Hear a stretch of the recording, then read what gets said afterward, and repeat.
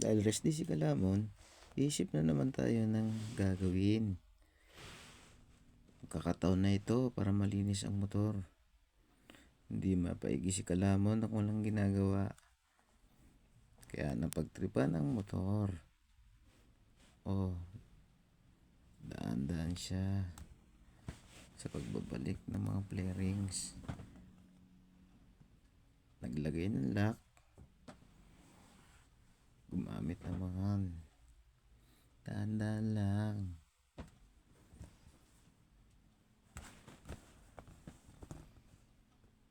Gumamit naman siya ng T-wrench para may kabit ang mga tornilyo.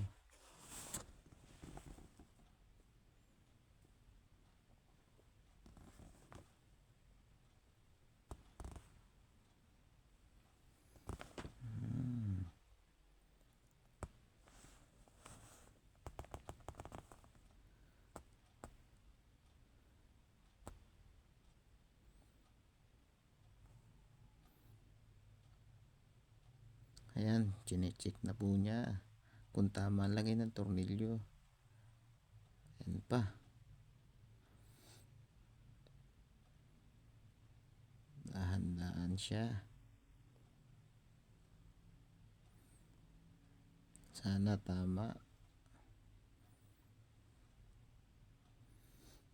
Pagkatapos nito,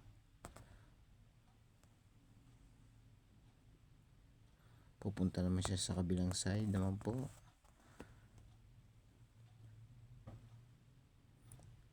Ay, madumi, malinis lang saglit.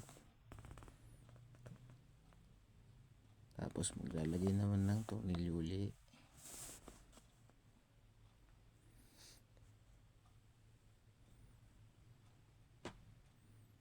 Ayan, pinunasan na po.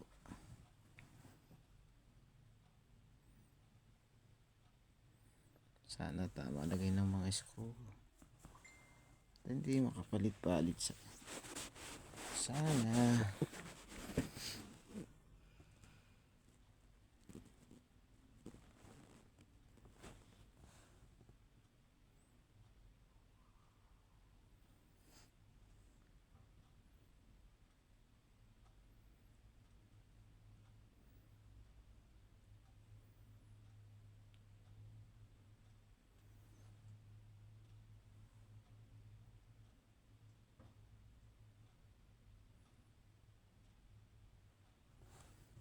Kabila naman po. Yan, daan-daan na po nilalagay.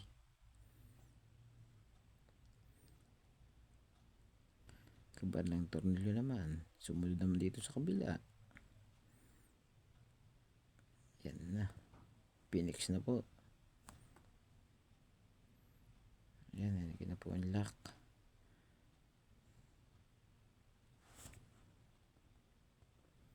Ano kaya susunod?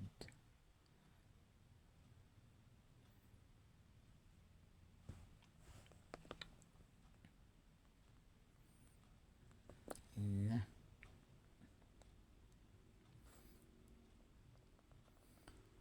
Ano yung susunod? Maganda siguro dito, lagyan na ng wax.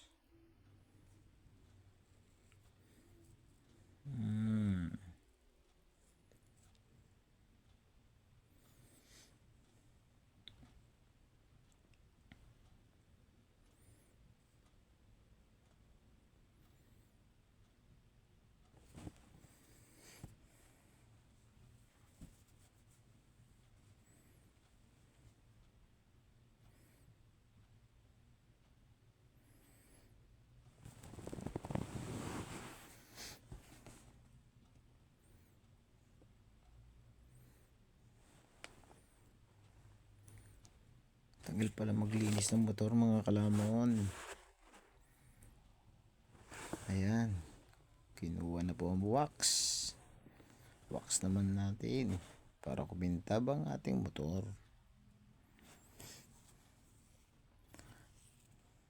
Patapos nito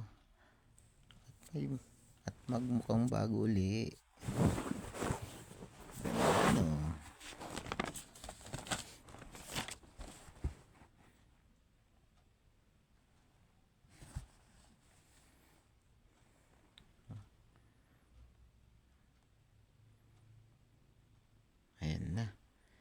Matapos na paglalagay ng wax.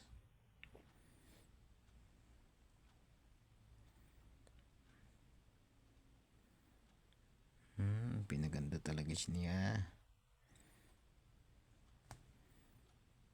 Sa bandang huli, pupunasan naman natin para kuminang.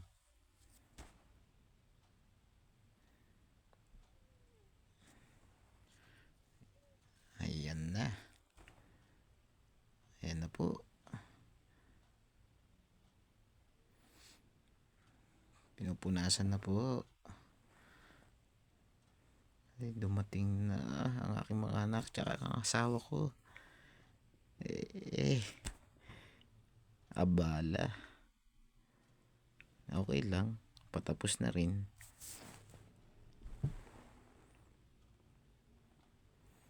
Umarang si Mrs.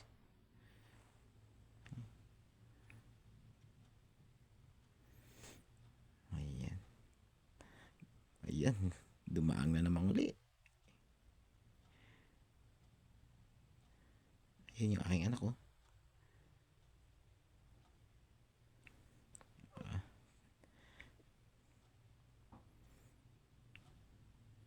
Tapos na rin. Thank you.